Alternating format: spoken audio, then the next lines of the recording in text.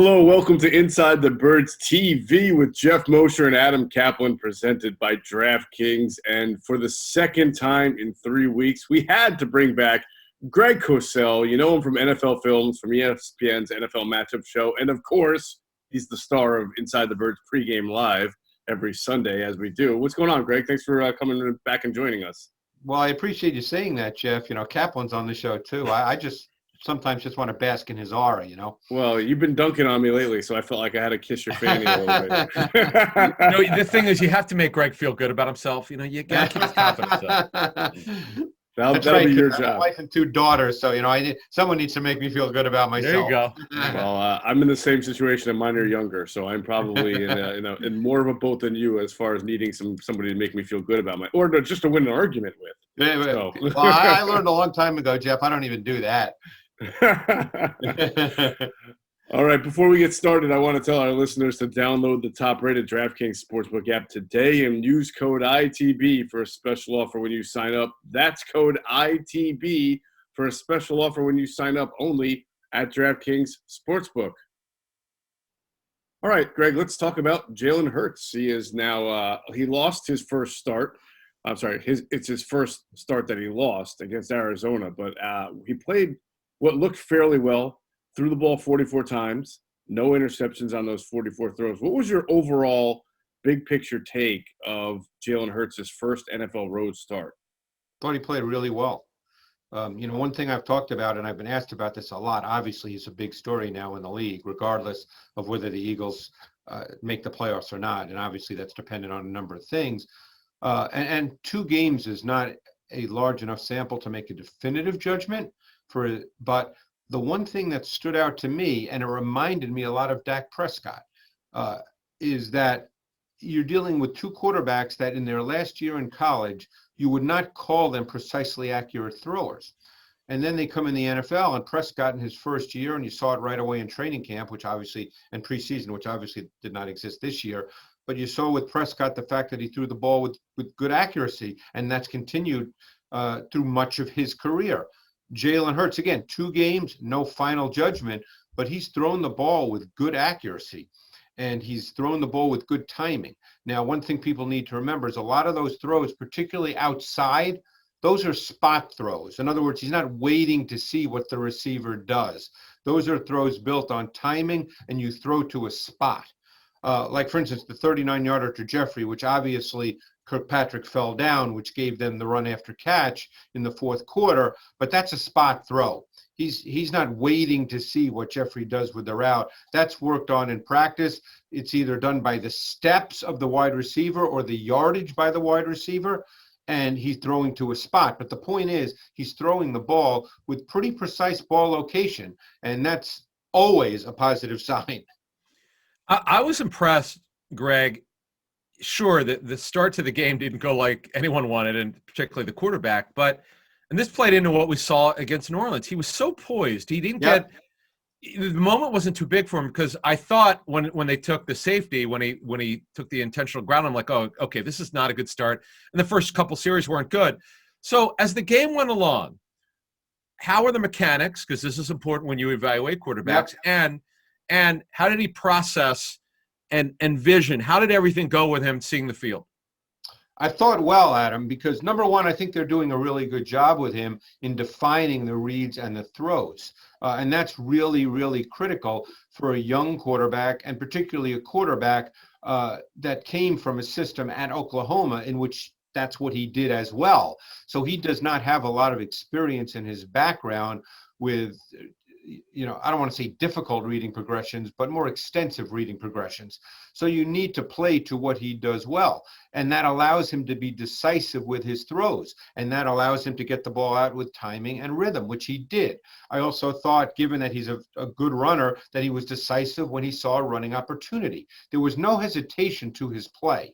And that's really important for a young quarterback, because how many times have we seen over the years young quarterbacks early in their career, first, second, third start, where it's very evident watching them that they're just not seeing it and they just don't know exactly how to react. That's not the case with Jalen Hurts at all.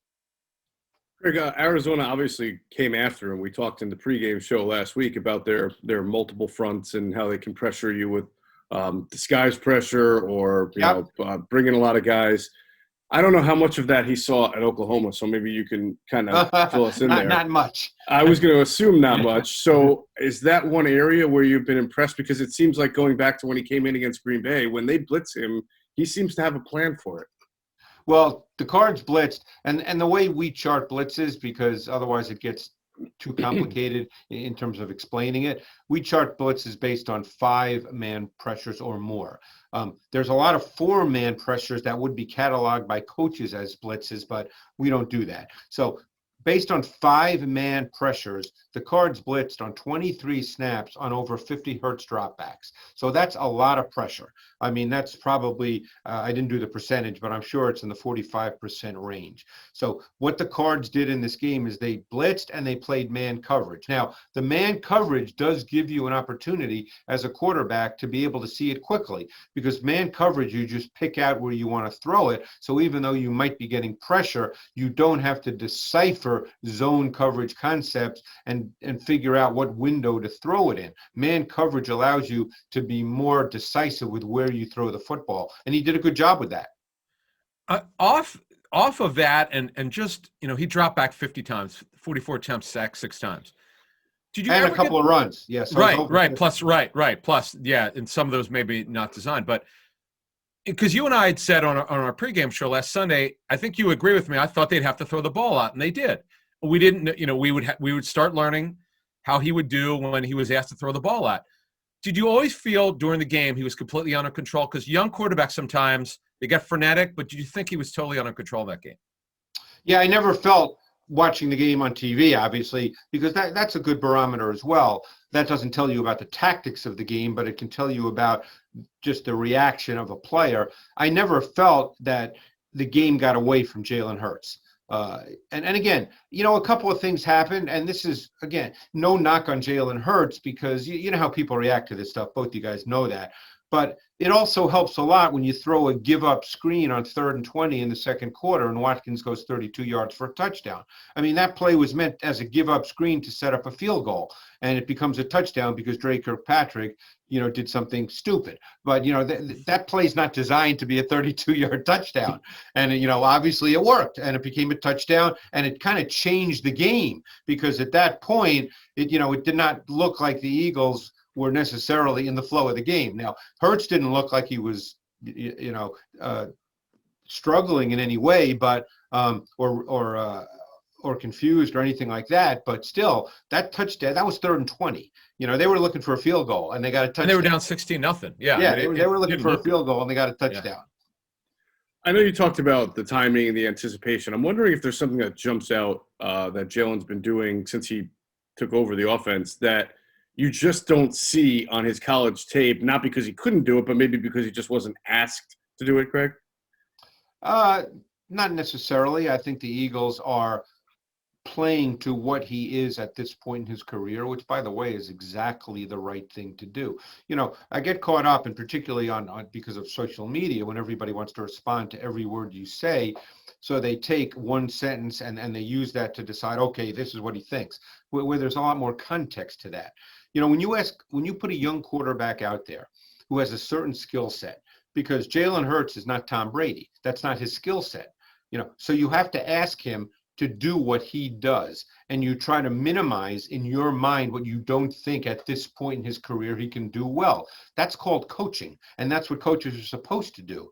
So I think the Eagles are doing a really good job with that, and therefore Hurts is able to play comfortably, because the last thing you want to do with a young quarterback is put him in a situation where he's not comfortable playing the game, because that shows up immediately on film when a young quarterback just is not. They're not seeing it. They don't understand what they're looking at, and that really shows up. And the Eagles have done a really nice job of not putting Hurts in those situations. Greg, I know it didn't show up in the numbers, but Jalen Reagor was targeted as much as Goddard 8 times. They both tied for targets. I thought Reagor looked incredibly explosive, but it doesn't show on the yards per catch. What do you think of Reagor? So happy you said that, because I thought Reagor, this was the first game where I came away going, wow, that's the Jalen Reagor I saw in college.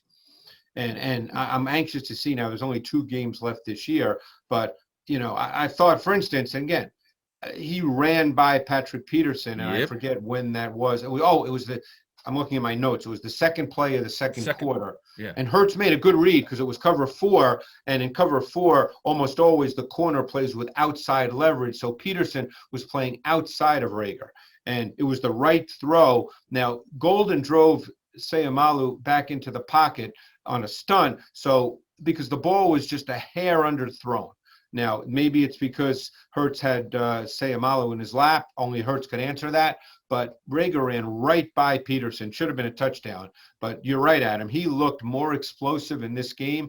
The numbers don't matter. I'm watching the tape and watching every play. He looked really explosive in this game. I really like, Greg, the fact that going back to Hurts and the offense is that it's always under Doug, whether it's been Carson, whether it's been Nick and anybody else, Jalen Hurts. It's always been an offense that's not dependent on any one single receiver or back. Obviously, Zach Ertz has had a 100-catch season, but it's always been spread around, and he seems to be doing that well. He's not locking into one guy and saying, that's my safety valve, which can be good, but it also can be at times problematic if the defense knows that. Yeah, and I, again, I don't know if that's truly by design or if the fact that they don't feel like they have one guy they can count on. Even back, you go back to 2017, 2018, Ertz was in the sense the guy, but at the wide receiver position, I'm not sure they truly felt they had that one guy. And again, that's a philosophy. I mean, obviously, if you've got DeAndre Hopkins, Devontae Adams, players like that, you don't want to come away from a game with those guys having 3 targets. That makes no sense. But, at this point, and we'll see how things develop over the course of what we hope is a little more normal offseason. We don't know that yet, but hopefully it will be a little more normal. We don't know. Look, they didn't draft Jalen Reagor just to, get jet sweeps and orbit reverses. They drafted Jalen Reagor at 21, I believe it was. Is that correct? Yep. 21, yeah. 21. To be a pretty big time. You're not drafting a receiver 21, to be McCall Hardman, who's a nice player and has a lot of speed, but you're drafting Jalen Reagor to be a guy that when all's said and done in the context of your pass offense is going to catch 70-plus balls for, 1,100, 1,200 yards. That's what Jalen Reagor is ultimately drafted to be. All right, real quick because we'll have you on Sunday. We'll break down Eagles-Cowboys, but just kind of a little bit of, obviously you've watched a lot of Dallas on tape. What are you kind of expecting coming up from Dallas that might be different than what Jalen saw versus Arizona? Well, the Cowboy defense has played better. I don't think they're necessarily a difficult defense to figure out, but they played better over the last month or so. Their good players have played better. Jalen Smith has played a lot better. He's struggled early in the season with what he was seeing. He's played a lot better. I don't know who their other linebacker will be. I know Van Der Esch got hurt. Adam will have that information along with the weather report, of course. But yes, for the indoor game, yeah. Right, exactly. We'll have Tropical Storm Kaplan updating us. Yes. They got a hole, Adam. They got a hole in the roof, so weather matters. Yeah. Trayvon Diggs is back, so he'll get most of the snaps opposite of Woozy at the corner spot. I know Woods got hurt to safety as well. I don't know his status. Both Woods have injuries, right? The safety and the D tackle. So I mean, they're going to be missing some pieces that they've played with all season, and that does impact you because obviously the guys who play are the guys you think are the better guys to play. So if you start going into your depth, then theoretically they're not as good. So I don't think this is necessarily a difficult defense to play against tactically. But they do have some good frontline players. Gregory, Aldon Smith, Dexter Lawrence. We've seen Dexter Lawrence wreck some the Eagles over the years. So you're going to have to take care of them in pass protection, obviously. But I would expect the Eagles to do a lot of the same things tactically on offense. Yeah, yep. DeMarcus Lawrence had a sack and a couple of a forced fumble, I think, earlier this year against the Eagles and a couple of quarterback hits. And he'll be going up against, most likely, Matt Pryor. So I'm sure we'll be breaking down that and everything else involved with this matchup. A quick point, too. I'm fascinated to see, because I know Slay's back in practice, so he's going to go, who they're going to line up opposite Slay. I think that's going to be fascinating. I thought Jaquette, and we'll discuss more of this on Sunday, but I thought Jaquette competed really, really well. I mean, obviously you're not he played right corner, and Hopkins almost always lines up on the left, so he had Hopkins a lot. And you have to expect Hopkins is going to make plays. It's DeAndre Hopkins. And Michael Jacquet, wasn't even a corner when he first went to college. So he's learning the position. But I thought he competed well. Absolutely. We thought so, too. We will get more breakdowns from Greg Cosell on our Sunday pregame show starting at 10 a.m. As usual, it'll be Greg Cosell, Trey Thomas, myself, and, of course, Adam, Tropical Storm Caplan. Look forward to seeing everybody there. And everybody enjoy the holidays. Remember to catch that Inside the Birds pregame show at Pino's Palette at 10 a.m. with the four of us. We'll have everything broken down from soup to nuts. Thanks for watching. Greg, we thank you for, gracing us with your presence once again. And we'll see you Sunday, all right? All right. Thanks, guys. All right, everybody. Thanks for watching. Have a great holidays, great Christmas, and we'll catch you on the next edition of Inside the Birds TV.